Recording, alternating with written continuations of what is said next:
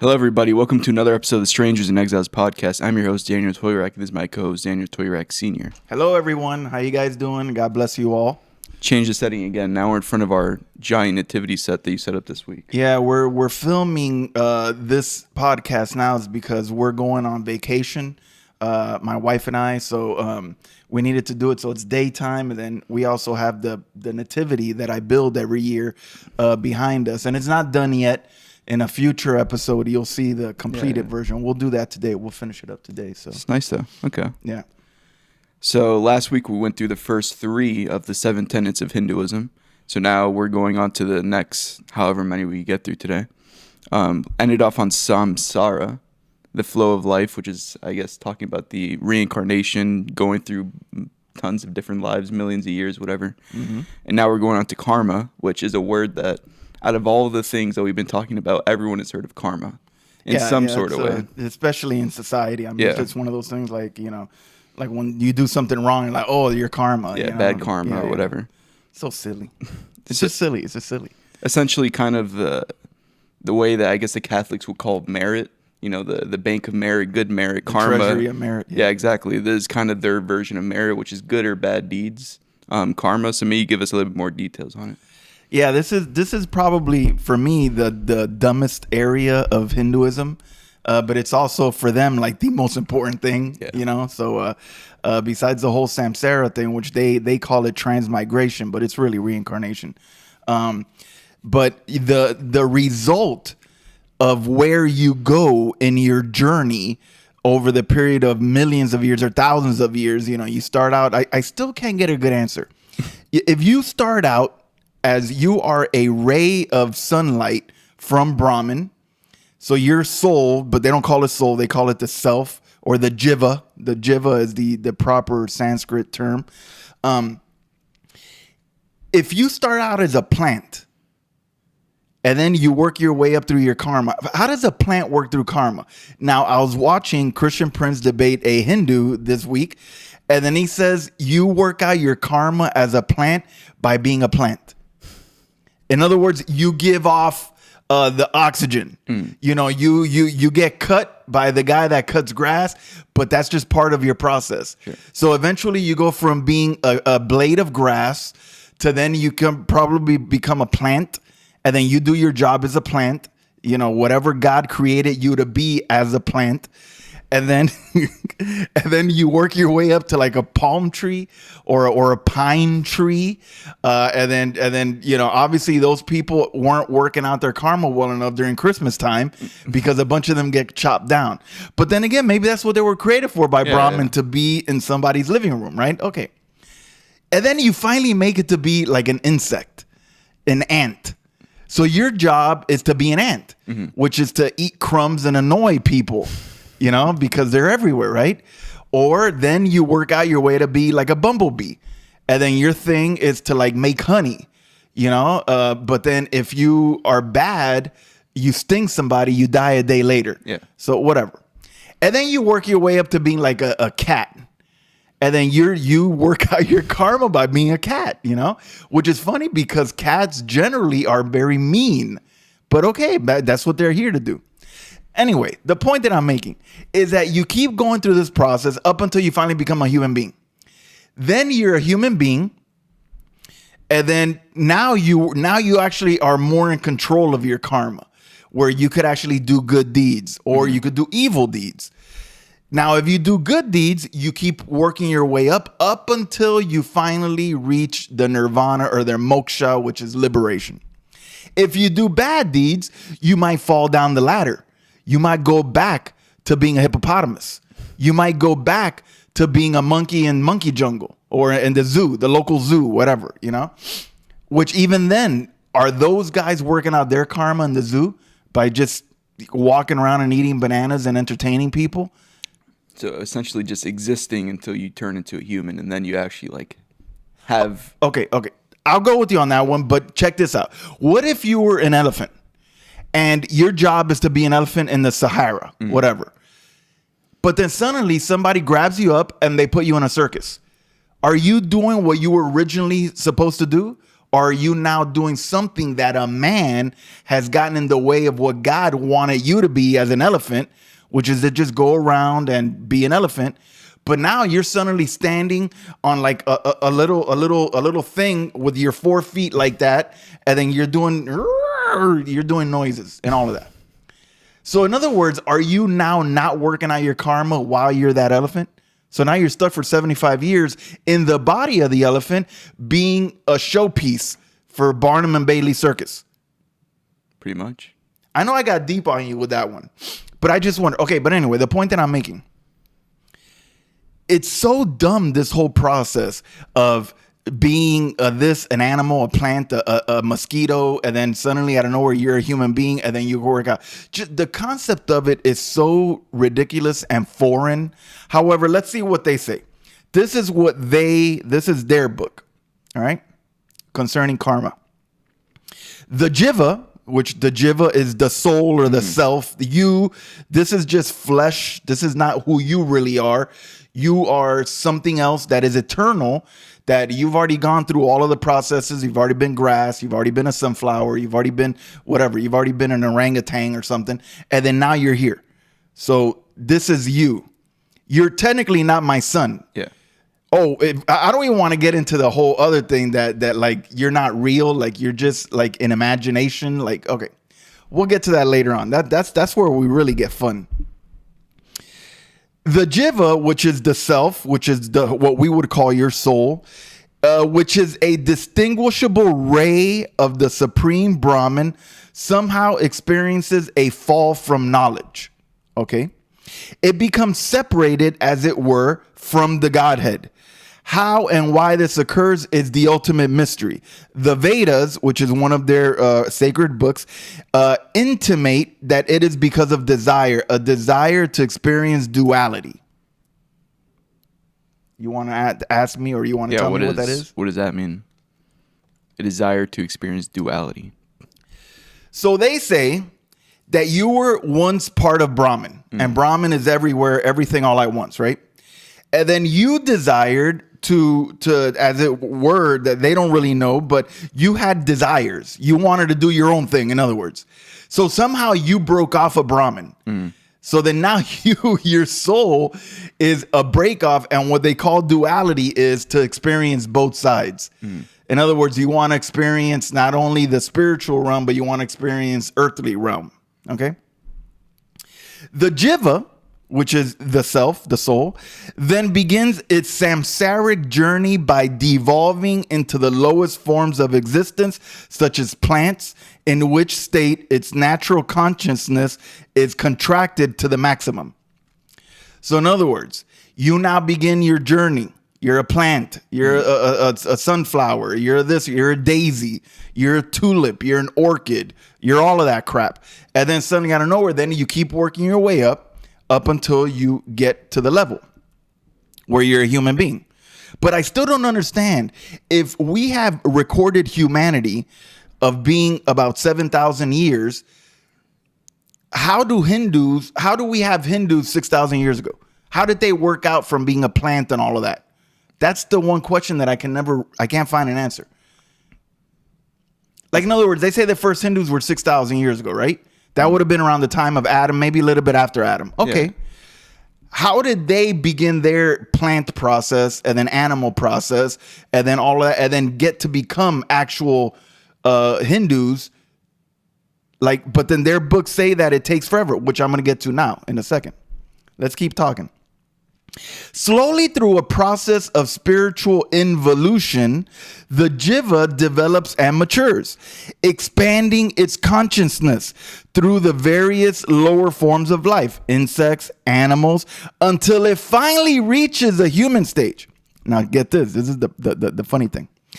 This primary transmigration through the lower life forms takes about 8,400,000 births, according to tradition. It's a long time. Now you see why I asked that question. Yeah. How is it that the first Hindu, whatever his name was, I'm gonna call him Hindu Alpha or whatever. How did that guy go through 8,400,000 births and rebirths as a plant, as an animal, to then suddenly become the first Hindu? How did he do all of that in, let's just say, roughly a couple hundred years? Well, because if we know that the first people were about 6,000, 6,500 years ago, and then they say that their religion is 6,000 years old, in a period of 500 years, the first Hindu had to go through 8,400,000 births. So what are you going to tell me? He's a blade of grass, he dies because the sun scorches him, so then he comes back as another blade of grass. So every day he's a blade of grass. But even then, you won't get 8,400,000 days in a 500-year span. I mean, do they believe in like evolution, old Earth, like I don't know. billions of years old? Oh, no. They believe that the world is like forever. Yeah. So I imagine that the first Hindus 6,000 years ago were like the first humans that already went through all this, and then. So in other words, they've already gone through their process during the dinosaur age, during the ice age, during all of that, and then now suddenly 6,000 years ago, conveniently, when we have Adam and Eve and all that, they say, oh, now we have evolved. We've gone from apes. Well, we've gone from grass to apes to now, or if you lean to Darwinism, you've gone through a tadpole, and then you become a fish, and then suddenly you're a fish. You grew legs, and then suddenly those legs sprung out, and then suddenly now you're a human being. Which I give credit to when you look at some people. I'm not gonna lie, there's some people that the argument stands. Just. I have a different question. Does every living thing on Earth have a self right now? Not Everything. that you would be like... Everything. So like every blade of grass, every plant, the billions of each type of plant, the millions of animals, everything has a self. The Hindu that was debating Christian Prince talked about that. He says, we believe that everything has a soul, has a self. Everything is come from Brahman. And then everything that you see, literally walk outside, you step on the grass, you're stepping on somebody. You go outside. Oh, you want to go to Buffalo Wild Wings? You just killed a bunch of people. You literally stripped them of their arms, of their wings. They believe that every living thing, that's why so many of them are vegetarians. That's why vegetarianism is huge over there in India, is because they feel like they are doing harm by killing an animal, because that they believe that is a person, a self. So. Now, this is a natural and progressive process because these life forms have no concept of right and wrong or the ability to make moral choices, and therefore no karma. Animals are not responsible for their actions, and they are motivated by instinct and the drive to fulfill their natural needs of sustenance, security, and procreation. So they're kind of giving an explanation that you can't really work out your karma as a plant or an animal because you don't have a concept of right and wrong. But once again, I ask, how did the original plant turn into the original Hindu then? Like, it doesn't make sense to me. The secondary transmigration. So now this is that was the first one, the plant, all of that. The secondary transmigration or reincarnation, which is an active and self-directed process, starts with the human birth. Okay, so now we've worked out through the processes. Now we're human beings. All people in every society upon the earth have concepts of right and wrong and laws governing their relationships with each other, based upon a perception of justice. I guess we can agree with that. Every society has laws based on what they would consider as justice or just. I don't want to open the door to the Muslims, but the Muslims have their own warped view of what justice is because they read the Quran, and currently right now, millions of Christians are being slaughtered and hunted and persecuted all throughout Africa. I was reading today another African nation. I can't remember the name of it. They are also having issues now with the Muslims and going after Christians.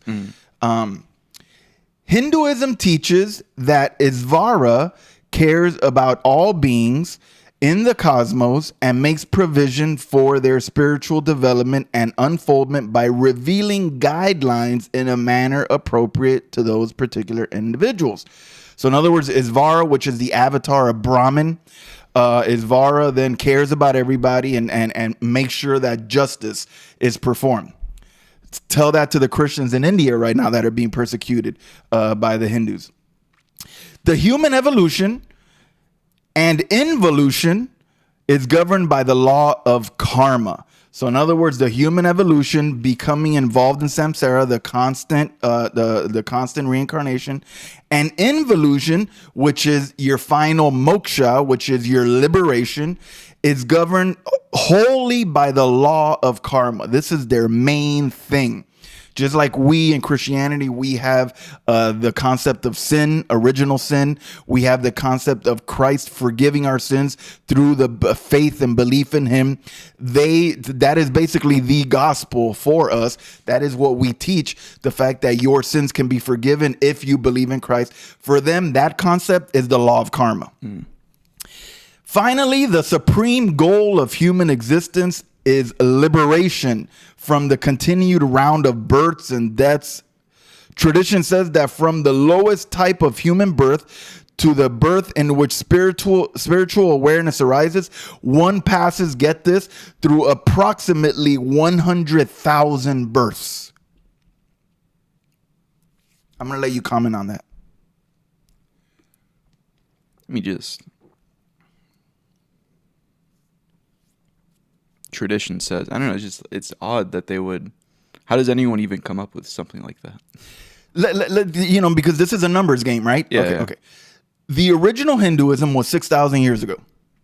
You would have to be born and die 100,000 times as a human.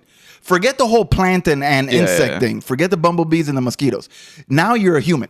From the first time that you're born as a human, for you to reach moksha or liberation, you have to go through 100,000 births. I ask you the question, has any Hindu ever been liberated based on this number? I wouldn't think so. 100,000. How could you be born and then ultimately receive your moksha if you got to be born 100,000 times? The average lifespan, let's just say 50 years. Do the math. 50 times 100,000. What is that? 5 million? Yeah. 5 million years. What Hindu has reached moksha? I call the Hindus to let me know. Let me know if anyone has been liberated from this crap. Because if you tell me right now that you have to be born over 5 million years, 100,000 births, there is 0 Hindus right now that are in nirvana. 0. Based on this number. Okay? So we see that this is a very long and arduous process. Yeah, thank you for that, Captain Obvious. From the moment of spiritual arousal, so in other words, the moment you become a human being, to the actual achievement of enlightenment, your liberation, your moksha, that you're finally in nirvana. And basically, do you know what that is? Do you know what moksha is? I know that we haven't gotten into it, but it's kind of interesting. I find the idea of it. You know what it is? What? That you reach a state of supreme consciousness that you literally dissolve back into Brahman. Because you have been split away from Brahman, just like a ray of sunlight, because of your desires for duality, your desire to experience something outside of Brahman. Once you finally receive your moksha, your liberation, what you do, the self, not you, Danny, you're in the grave. The self dissolves back into Brahman, the ultimate consciousness. Does that sound pretty interesting to you? I'm waiting for you to say, that's interesting. So anyway, so the actual achievement of enlightenment and liberation can still take numerous births. Our sages have always exhorted us not to waste this precious human birth, which is so rare. So in other words, take advantage of this so that you could work your way up so that eventually you could dissolve into Brahman. The word karma means action and refers to the entire cycle of action and its consequences.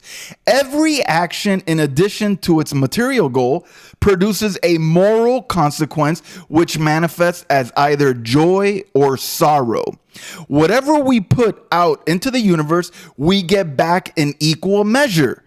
That's why they say, karma, if you do something bad, you'll get it back. All positive actions produce happiness, and all negative actions result in suffering. This law operates whether we are aware of it or not.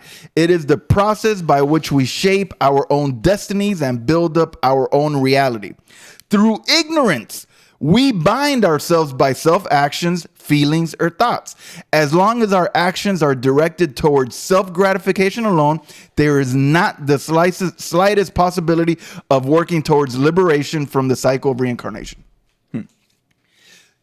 If you have to put this entire paragraph, condense it into one sentence, what would you say?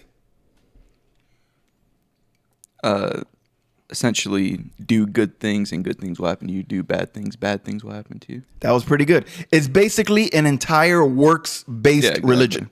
It is 1,000%. Forget you believe that. You don't believe in anything. All you do is you try to do good so that you can eventually dissolve into Brahman. That's what you're working towards. That's what you want. Now, if somebody were to come to you on the street and tell you all of this, what would you say to them? Well, am I like me personally? Yeah, you. Like Danny, the Christian, not the self. I mean, I would say that I don't agree with him in a way. Would you say that he is slightly disturbed mentally? Well, of course, yeah. Would you say that he might need to consider medication? Do you think you would probably tell him that he should seriously consider putting himself in a mental hospital? But there's 2 billion people in the world that believe this. Literally. Yeah. So what is some of the causes and effects of karma? In this life, we experience the effect of our past actions. So in other words, in this life, Danny, that you're living right now, which we're filming this, this is all real. It's happening right now. What you experience in this life is a result of what happened in your last life. So before, when you were some other dude, let's just say whatever, Ramon in Brazil, when you were that guy, or you could have been a girl. I don't think I've read anything about that. Like, is your self gender fluid or is it gender like specific? I don't think it would matter to them, right? Well, because like, okay, when you were a thing of grass, you weren't a male or female. Yeah. But when you were an animal, you were. Yeah. But then now as a human, you are as well. I'm going to look that up. I just wonder if yourself is it gender specific or is it, or like maybe you were like, I don't know, what's the lady from Star Wars that died? Which one? The Princess Leia. Oh, okay. You could have been Princess Leia. You know? No, you couldn't have because she just died and you're here. Yeah, Carrie Fisher. Okay, yeah, Carrie Fisher. All right. Somebody else. You could have been Marilyn Monroe and hanging out with JFK. You could have been that person. I guess. Or you could have been Hitler. And now you're suffering because of what you did as Hitler. Look, I know it sounds stupid and extreme because it's stupid and extreme. That's why it sounds that way. Yeah. Okay, so let's keep going.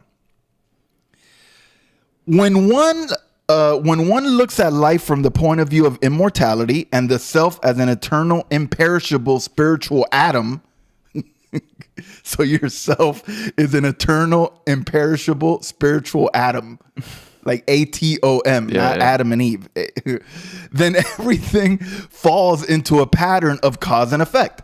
Karma, as the law of spiritual dynamics, makes us self-reliant beings with the realization that we can never escape responsibility. Now, there are objections that are often raised that the doctrine of karma is unjust because we are now suffering for the actions we have done in the past of which we have no recollection. That's a great question. How is it that How is it that I am now suffering as a homeless person in Afghanistan because myself, that moron in his last life, did something bad? Is that fair? Like when I ask you that? I mean, I know that whatever I do in this life is a result of what I'm doing. Yeah. It isn't because of what some dude did before, what I did before, which I have no recollection of. Isn't that cute too? Yeah. Kind of like the Mormons. Yeah, you don't have any recollection of your past life. So dumb. Recollection of the exact cause is irrelevant. Oh, wonderful. I'm homeless. It's irrelevant. The causes may be manifold, but the effect is in ourselves and in others is either joy or sorrow. I'm sorry, my nose is like itchy. Every single action that we do potentially has a threefold effect. It either makes someone happy or sad or leaves them feeling indifferent. Actions which cause indifference do not have much of a karmic effect. Actions which cause either sorrow or joy to others will rebound upon the doer. So in other words, everything you do is Either one of three things: you either cause somebody harm, you either make somebody happy, or the person could care less. If the person could care less, nothing. Yeah. You don't accumulate any good or bad karma. If the person is happy, guess what? You get good karma. That's why when I go to Indian restaurants, I tell them, oh my God, the food is delicious, and they're happy because they feel like they did something good. Because in their mind now, they just deposited a gold coin in their little karma bank account. Yeah. But then if you go there and you start yelling at them and saying that the food was no good and the curry was stinky, then you could create bad karma, because then start yelling at me, and then that now they just got deducted. What about predestination and karma? That's a good question. Predestination. Let's see what they say. Behind every fortuitous opportunity or apparent stroke of luck lies the energy which we ourselves have generated. Right off the bat, that first sentence. Explain it to me.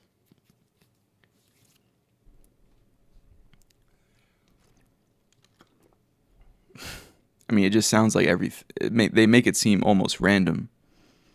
Like, behind every fortuitous opportunity or apparent stroke of luck, I guess it's kind of like, if something good happens to you, it's because in the past, a different you did something good. So lucky you, good job. So in other words, there is no fortuitous opportunity or luck.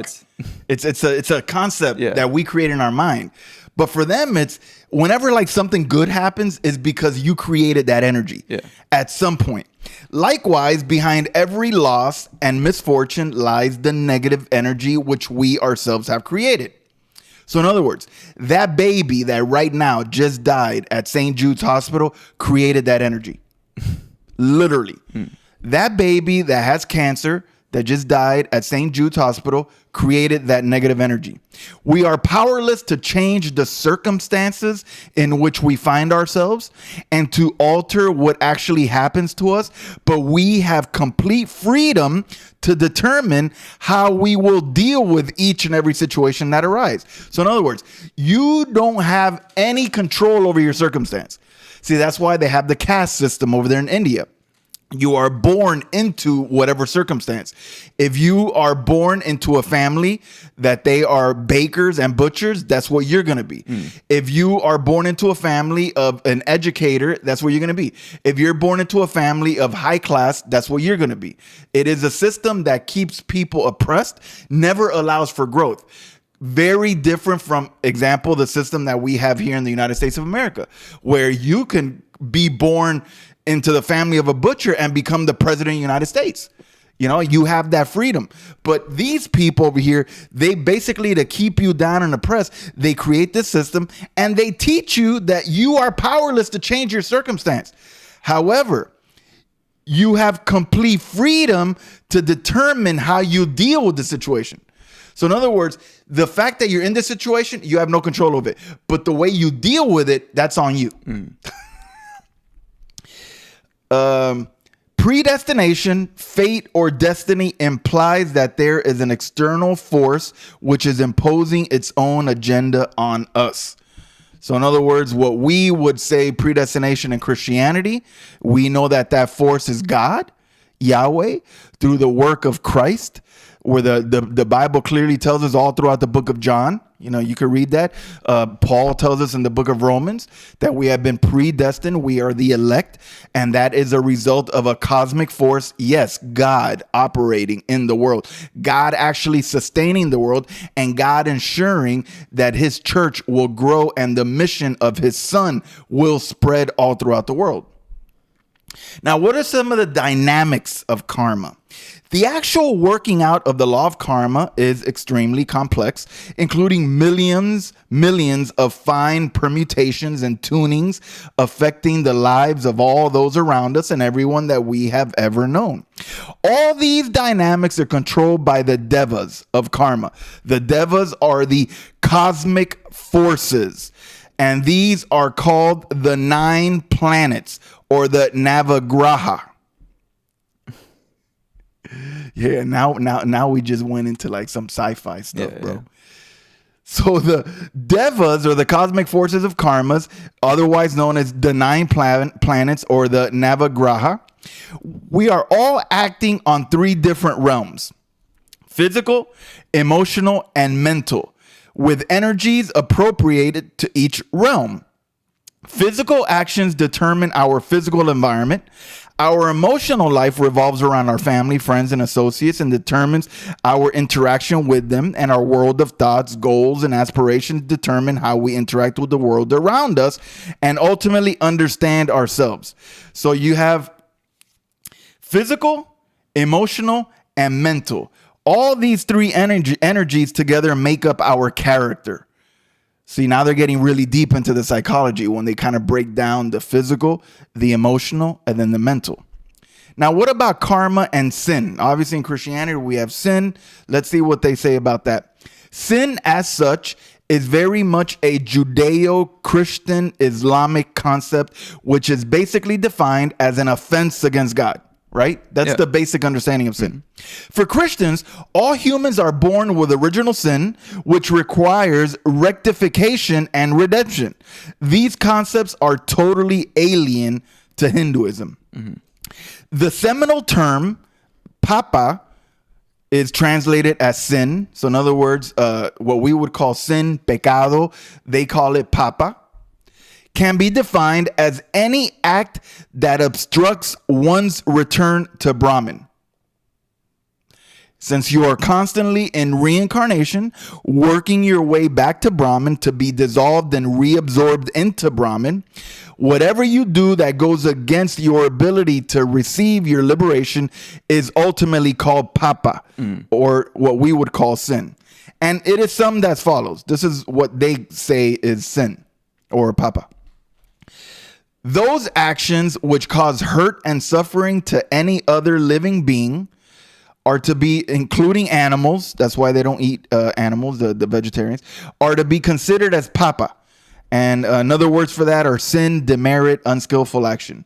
And punya is the opposite of papa. So papa, bad, punya, good.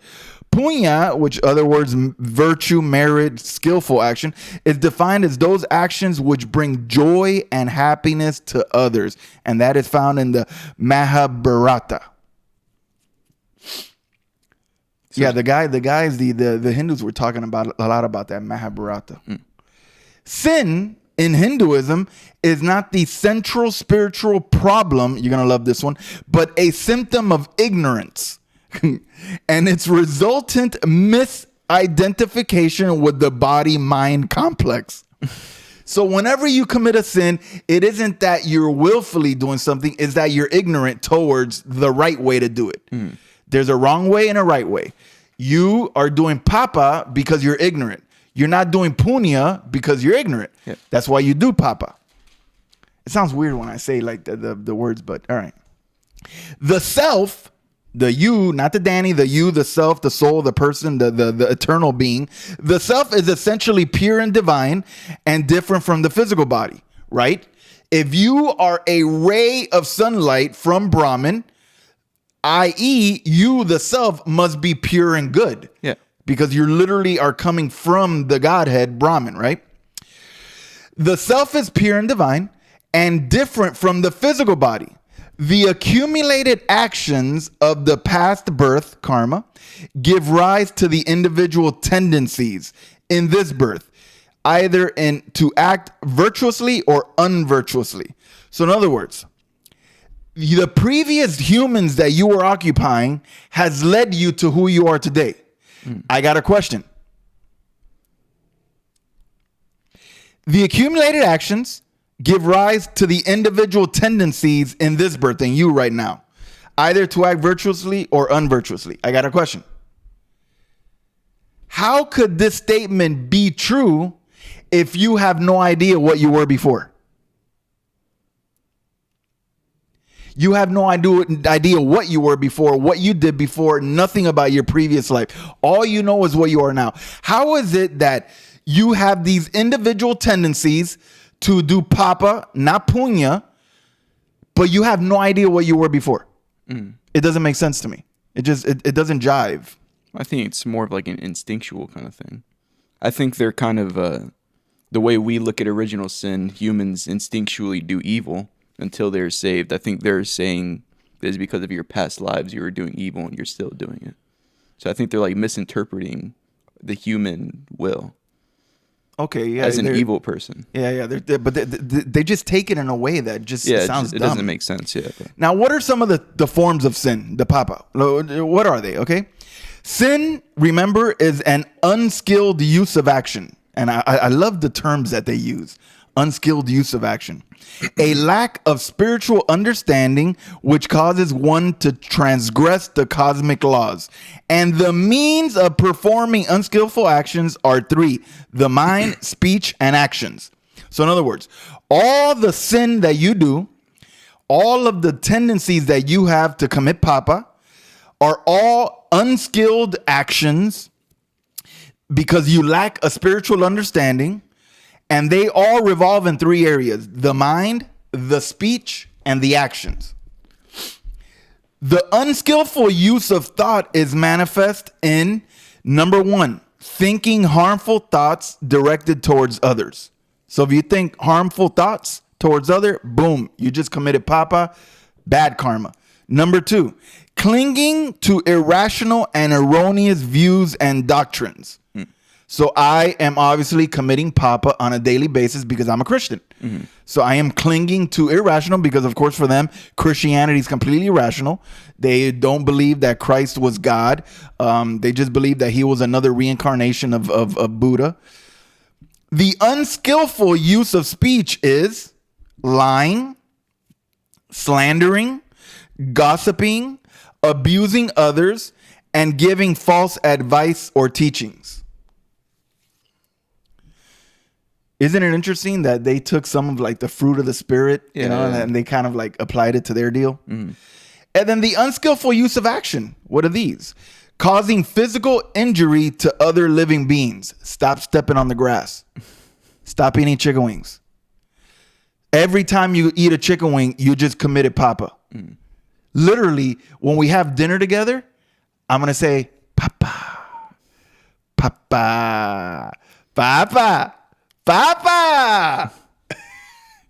So causing physical injury to other living beings, sexual misconduct, and not rendering assistance in time of need. So in other words, somebody calls you up, hey man, can you help me out I'm moving? Oh man, I'm busy. I got COVID. I can't, doing that's papa. Yeah. All right. So what are the three types of karma? So now we've already gone through sin. We've talked about karma in general, but there's actually three specific types of karma. There are three types of karma, including both negative and positive. Number one is what, Junior? Sanchita karma. Sanchita karma. This is probably the Spanish one. The Spanish version of karma. Sanchita. The accumulated results of acts which have been committed in the past lives and are waiting to come to fruition in the future. So this is basically everything that you've done. Mm.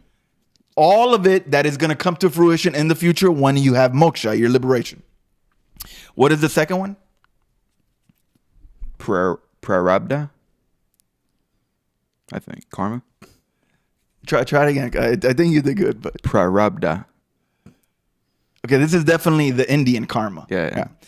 These are acts done in the past which have resulted in the circumstances of the present incarnation and are causing all the joys and sorrows which we are now experiencing. Okay. So you have the first Sanchita karma is your karma bank account. Mm-hmm. It's your huge bank account that you have of karma, either bad or good. The Prarabdha karma is what you're going through now. It's the karma from the past that you're currently experiencing now. Now, what is the third one? Kriyamana karma. These are all the actions which are now being performed, the results of which will be experienced at a later date and will condition the circumstances of the next incarnation. So, real quick explanation. Sanchita karma is your karma bank account. Mm-hmm. It's everything you've accumulated throughout all of your 100,000 or whatever births and deaths, all of that. The second one is the Prarabdha karma, which is the karma that you experienced in the past that you're currently living through. In other words, if you're joyful, it was because you had some good stuff. If you're sorrow or if you're suffering, it's because of some bad. The Kriyamana karma is what you're currently doing right now in this lifetime that'll be transferred to the next. So those are the 3 types of karma. Dumb. What are the 3 poisons? They have this thing where they have 3 poisons. There are 3 drives which cause us to perform negative actions or papa, which lead to demerit and suffering. So in other words, there's 3 primary drives that lead you to do papa, to get bad karma. They are number 1, desire. Number 2, anger. And number 3, greed. Those are the 3 poisons in Hinduism that will lead you to have demerits, or in other words, bad karma, which will only lengthen the process of your liberation or your moksha. These 3 are the 3 poisons which slow down spiritual growth and are said to be the 3 gateways to suffering. So the first one, desire. How do they define that? Primarily and generally refers to the libido, which is the strongest drive we have. So in other words, it's more of a sexual thing. In more specific terms, it refers to the desire which is self-centered or self-reverent and directed purely as self-gratification. So in other words, it's all about you. Yep. The all about you, bad papa.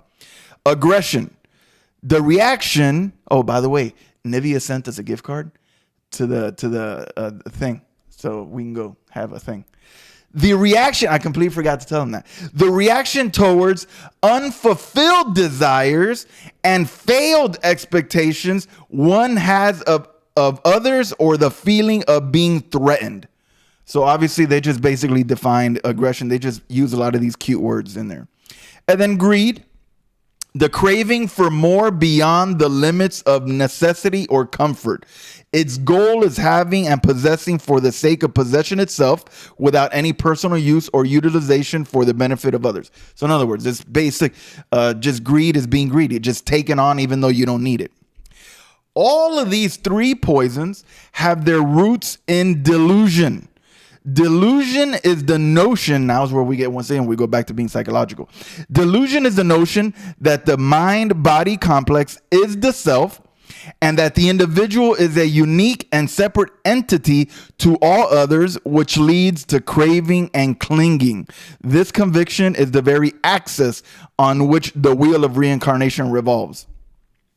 So in other words, once you start thinking that you are yourself, that you're not like this or that, or me, when I say that myself is not some reincarnated bumblebee or whatever, I am in delusion. And of course, that all of those, the roots of what they would call greed and aggression, all of those roots are in delusion. Now, what about karma and grace? Now, Junior, how would you define grace in terms of a Christian? In terms of a Christian, I think the literal definition is a gift given by God that we are undeserving of. Exactly. So grace would be our faith, our salvation, all these things that we don't deserve it, but God has given it to us since we have come to believe in Christ. Beautiful, beautiful. Let's see what these people talk about when it comes to karma and grace. Karma is considered to be the beginningless, and it is almost impossible to free oneself from the tangle of actions and reactions by self-effort. It requires hundreds of births in which a concerted and continued effort is made to reach perfection. Once again, I have a problem with this only because obviously the Hindu religion teaches to do good works, to do good, to do good, to do good. Now you, Danny, can choose to do bad, which will result in bad karma for your future selves. However, I have trouble with the fact that you don't know who you were before. That's where I keep kind of struggling. Because how would I know if I'm like me, Danny, like if I'm reincarnated to you? How would you know if you're actually on a good process or if you're on a good path? You would never know. Yeah. You would never know if the guy before you was an axe murderer. But then suddenly now this self suddenly says, you know what, I want to do good. I want to get back into Brahman. I want to get back into that Jello mold, But then what happens if the dude that's after you, if he's an axe murderer? Like everything that you did, all your gains are gone. They're all lost. So it's a religion that literally has no beginning and no end. It is a circle. It is a circle, and you have 2 billion people just going in a circle, never understanding that there is salvation in another means. Jesus Christ came and literally died for you to forgive you of your papa. Sounds funny when I say it that way. I don't know why. So it is only through divine grace that liberation from the fetters of karma, which obstruct our path to self-realization, can be achieved quickly. The way of liberation lies in the path of self-surrender. By surrendering to divine grace, the accumulated karma can be eliminated, and to a degree, through the goodwill of the guru. But the karma presently fructifying has to be experienced until it wears out. The karma that we are presently generating is transformed by our surrendering to the divine and by our intention to dedicate all our actions to the welfare of all sentient beings. No more chicken wings, Junior. Through this act of surrender and self-dedication, we can cease the creation of new karma. I find it interesting that they say that you surrender to the divine grace and to a degree through the goodwill of the guru. Yeah. It almost gives the guru the power that the Catholic Church gives the priest, the power to absolve sin or to absolve papa. Now, what about forgiveness of your papa? Forgiveness of sins by God is not stressed in Hinduism because of the concept of the boundless magnanimity and unconditional love and compassion of God, who, like a mother, does not bear grudges and naturally forgives us whether we request it or not. So they have a very universalist kind of view of God, that everybody is ultimately saved. The kind of Mormonism, Mormonism has those teachings as well, that everybody, there is no hell, that you will go to heaven. It's just, you might go to the first heaven or the second heaven or the third heaven, depending on what you did as a Muslim, as a Mormon. The main point of requesting forgiveness for misdemeanors is the acceptance of our error and the resolve not to do it again. A self-corrective management. It is important to acknowledge and own our failings and to request forgiveness from those whom we have wronged rather than requesting God to forgive us. So now they take a humanistic point of view here. You should realize that you did something wrong, and you should say, I'm not going to do this again. And if you have wronged something, don't necessarily go to God, go to the person. So it's, once again, a very works-based type of system. It is also generally taught that good works or merit cancels the results of negative actions. So good works cancel out negative actions. It is preferable to modify and refine one's behavior than it is to pray for forgiveness. So in other words, don't go to God and ask for forgiveness. Instead, do right, behave better. Don't do the wrong thing again. The load of accumulated karma that we carry from birth to birth can be reduced. Get this, now is where it really looks like the Catholic Church. Can it be reduced by their performance of charity, social service, pilgrimages, and acts of piety and devotion? If I remove the word karma and I replace that with sin, that could be a Catholic's sentence right there. Because literally the Catholics, charity, social service, pilgrimages, acts of piety and devotion. During rites of absolution and sanctification, one prays for the elimination of the negative dispositions and attainment of a purified and regenerate mind, which in turn will take an active interest in serving God through working for the welfare of other beings. So in other words, you will take an interest in serving God by serving others.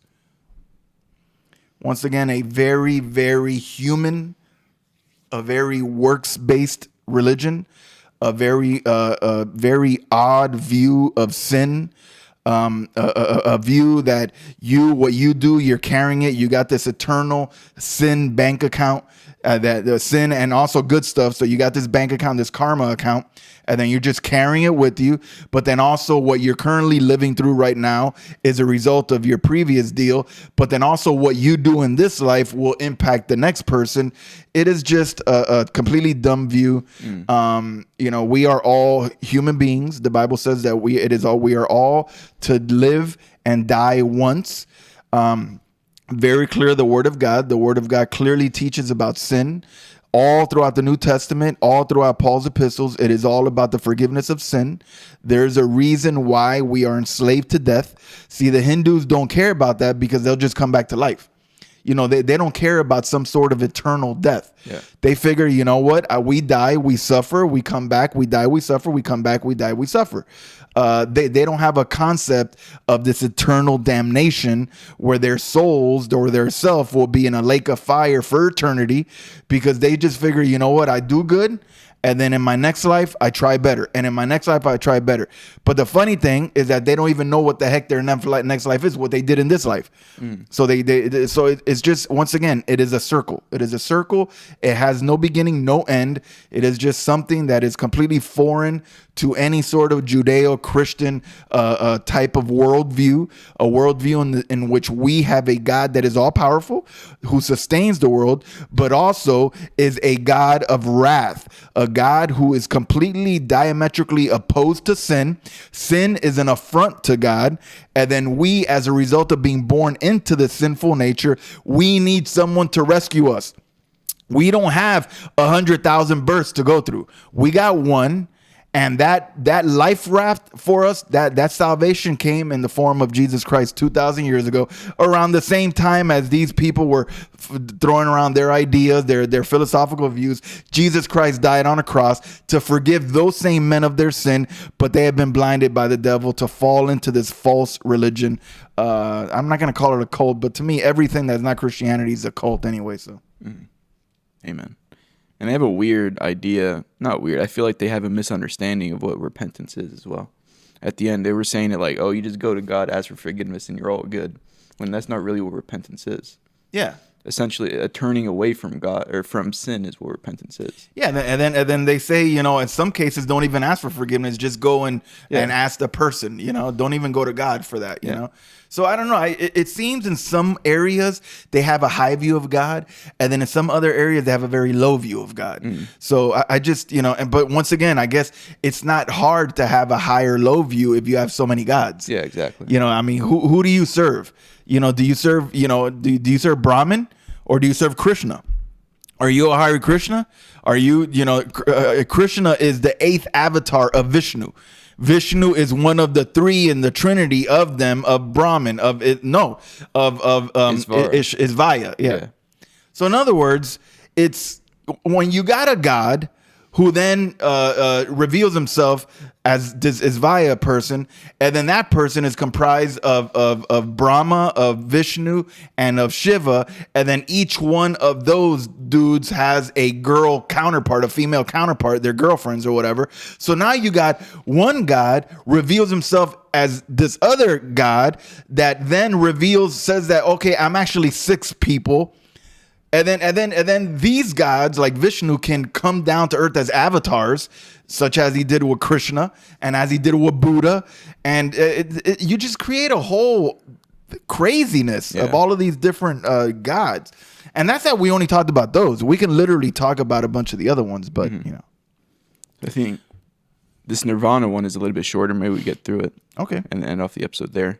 So maybe get into Nirvana is kind of like, it's not really their idea of heaven, but their idea of salvation, actually getting away from this weird cycle of samsara and karma. So maybe you could explain it to us. Yeah, coming directly from the one of their Upanishads, the Pingala Upanishad 2:11, chapter 2, verse 11. The desire for liberation arises in human beings at the end of many births. Remember, 100,000. Through the ripening of their past virtuous conduct. So in other words, as you live, die, you're maturing. You're somehow yourself is maturing. Because obviously the time that you were a plant, you know, you didn't really get mature because you didn't know the difference between good and bad. The times that you were an animal, when you were a dog or a cat or a gorilla, those you didn't, because you didn't really know right and wrong. You were just, you know, being a gorilla, you know. But now that you're a human, you finally become a human. Now you start your 100,000 birth process, which once again, the numbers don't add up.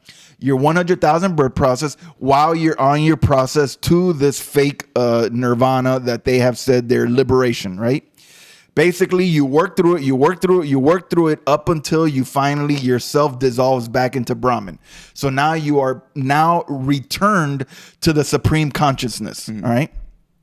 And of course, the only reason you're here right now is because you had desire for duality. You had a desire to break away from Brahman. You kind of like the devil with God. So you broke away, and then now you're here. Welcome. But where you were last before and where you're going to be next time, nobody knows, right? Because you're a Hindu. But then, of course, as a Christian, I would laugh at that and say that's dumb. Like, what do you mean? Like, who was I before? What was I on the streets of Mumbai? You know, now suddenly you're over here in Homestead, Florida. Okay, good. Nirvana means the cessation of the cycle of rebirth. It is a liberation or moksha from the state of embodiment in the material world. Emancipation from karma and its results, and subsequent liberation from the cycle of rebirth can be obtained in several ways, Junior. For there are many ways to liberation and beatitude. Each individual must essentially follow his or her own path and work out his or her own way to moksha or to liberation under the guidance of a competent spiritual leader or a guru according to the cosmic laws, which is their dharma, and his or her own disposition and stage of spiritual development. So in other words, you can get out of this cycle, this vicious cycle of the samsara where you're constantly born, dying, born, dying, born, dying. You can do it as long as you work out your own deal with a guru. That is why these gurus are so popular. And depending on the guru, I know that there's some on YouTube that are very popular, have many followers, and people follow them and their teachings, and they feel like, okay, this guy is finally going to get me to liberation. So there's two views about the process to nirvana. Number one, personal effort. Liberation as a self-initiated process facilitated through the framework of, number one, a mystical union born of reflection and meditation. So this is jnana yoga.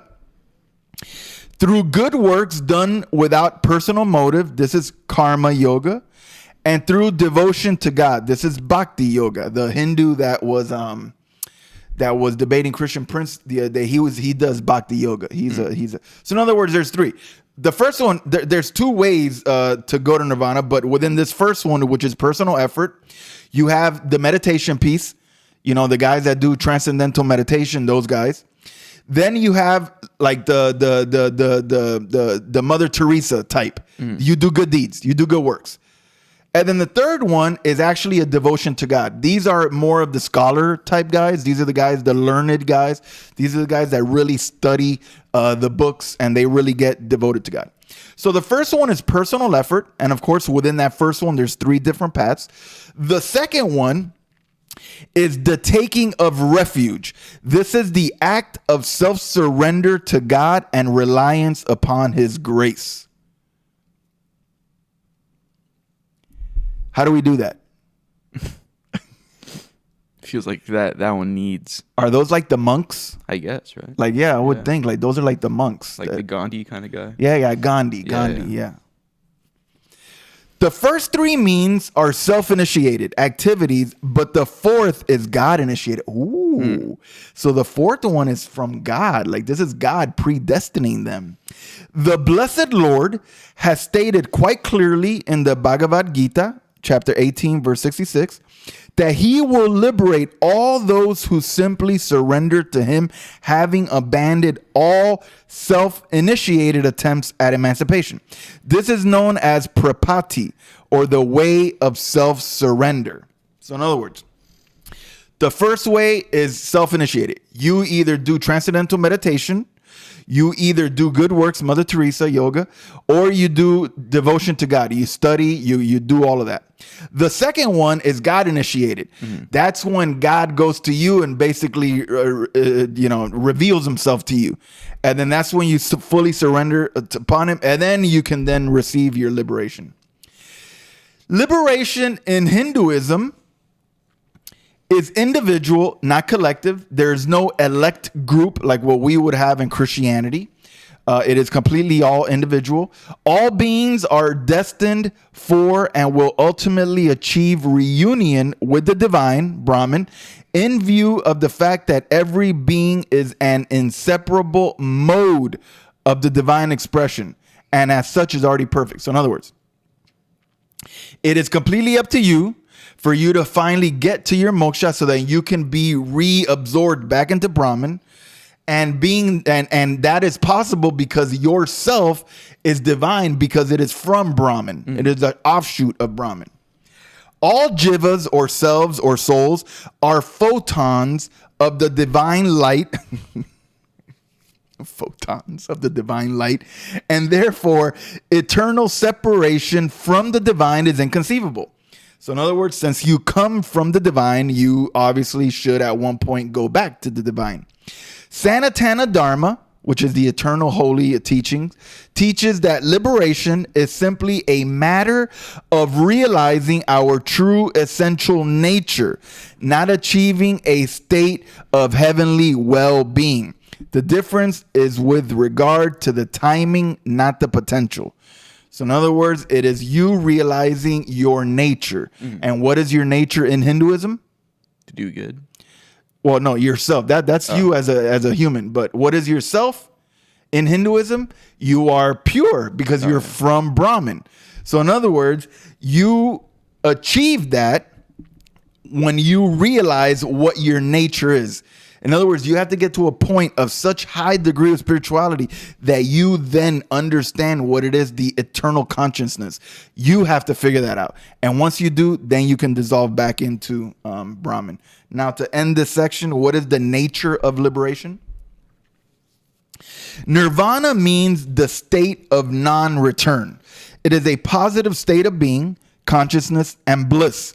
Sanatana Dharma recognizes 4 grades or stages of this final bliss called moksha, mukti, nirvana, parampada, which is the goal of spiritual practice. So in other words, there's 4 stages that they see, and this is the obviously goal of your spiritual practice, of your religion. All are transcendental states and are thus, by definition, free from any material limitations of space and time. Okay, so what are these 4? The first one, dwelling as an individual in the presence of the Lord and participation in his divine nature and activities. What is that called in Sanskrit? Salokya. Yeah, you did good on that one, man. I'm telling you, you can order at restaurants over there. So in other words, number 1 is dwelling as an individual in the presence of the Lord and participating in his divine nature. So in other words, we would agree with the first half of that statement, the dwelling as an individual in the presence of the Lord. We would not, as Christians, agree with the second part. Yeah. Who does agree with the second part that is not Hindu and Buddhist and all of those? Mormons. Oh, yeah. With Mormons, once you get to heaven, you are just as God. You are in his divine, in all of his divinity. The second one is attainment of a divine form and state similar to that of the divine, but without the power to create universes. What is that one called? Sarupya. Sarupya. It's kind of like syrup. Yeah. So in other words, this is attaining a divine form that is similar to that of Brahman, but it doesn't have power to create universes. Okay. The third one is attainment of a state of close proximity to the Godhead and the eternal contemplation of the beatific vision. What is that one called? Samipya. So in other words, in this form of liberation, they say that you are now close to God. and of course of his eternity. And the fourth one, last one, is complete unification with the Godhead and cessation of all notion of individuality. What is that one called? Sayujya. Sayujya. So in other words, that one is the one that most Hindus fall into. It's the dissolution, and you are completely reabsorbed back into Brahman. Obviously, some of these other views are views that, one of them is that you are going to be just as powerful as God. Since you are from God, it would lead you to believe that when you finally achieve that status, that since you are from him, you will have all of his power. Yeah.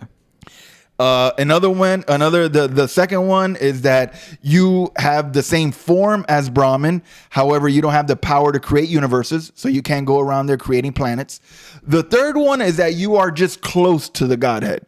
You are in a place where you're contemplating eternally. So in other words, you're almost like in his presence. That one probably aligns closer to Christianity. And then the last one is that you dissolve and you completely are just reabsorbed back into Brahman, the eternal consciousness. And then you're reunited. That's your liberation. Mm-hmm. So obviously we have these very weird views of what their heaven is like, what their eternal state is like, compared to ours. Of course, that's going to be obvious when you have a religion created by the devil. But going through this, it's quite shocking what I've been reading, and just going through this book. I'm reading along with it another book called Understanding Hinduism, and it kind of does the same thing, only it's just a little bit more academic. But just how far the devil has blinded the world and how it's deceived people. And it's sad that people are lost for an eternity, thinking that they're just dying and recoming back, dying and recoming back, dying and recoming back. And they got to go through 100,000 of those cycles. Imagine if you're the type of self that likes to live long lives. Yeah. I mean, if you live into your 80s, like every single one of those 100,000, it's just dumb. And of course, they give themselves a back door. They give themselves the back door by saying, oh, you can also take refuge. In other words, it's you doing good works. But also, if you completely surrender to God, he'll take you up. That's their little back door that they just probably invented just because people are like, yo, this kind of seems like it's never going to end and like not cool. So they had to give themselves a way out, and they came up with that taking the refuge where God's grace will save you. But of course, we know that God's grace is there for all, but only those who choose to receive it, And we're grateful to God for his choosing of us. We're grateful for the fact that he came to us. We're grateful for the fact that he's real in our lives. And all we could do is just keep talking about what these people believe in. And, and next time we're going to talk about their view of creation and their view of Dharma. And then we'll get into other stuff as well. So I don't know if you have any closing thoughts so I could drink water. Well, I mean, it's just, especially the whole karma thing, is just interesting that it's way more than what we Westerners that aren't Hindus view as karma, and it's way more in depth and incredibly strange, incredibly weird. It's not, and very convoluted. Everything about this religion is incredibly convoluted. It seems like none of it makes a lot of sense. Well, it's hard to make sense of a religion, once again, D, that has 15, 20 holy books. Yeah. And has every guru or sage comes up with their new interpretation. And then suddenly you have a new school of thought opens up. And that happens all throughout this Hinduism. These people put more emphasis on their gurus than on God himself. Yeah. And they literally, if you watch that documentary, I'll say it again, Wild Wild Country, you'll see that these people, it's almost like they're blindly just completely devoted to this, and they don't question what do they actually believe in. And then now when we see this, it's all about yourself. It's all about yourself. It's a me religion. It is all about you receiving liberation from this constant cycle. And where's the proof? Show me the proof. Show me somebody that's been reincarnated. And of course, they can't give you the proof. Why? Because you have no knowledge of your previous self. That's another backdoor. That's how they get around it. The easiest way to fool people is to say, oh, of course you don't know who you were before, but you need to strive to do good so that you can ultimately receive your moksha, your liberation. But if you have no idea who you were before, you have no idea what state you're in, All you could do is blindly live your life as a Hindu, trying to do good, hoping that maybe your next guy will do good, and then the next guy will do good, and then after 100,000 guys, then you could finally be reabsorbed back into Brahmin. Reabsorbed. Yeah, that makes a lot of sense. All right. It's blind good works. It's just dumb. It's a religion that is created to do good works, and that's all it is. It has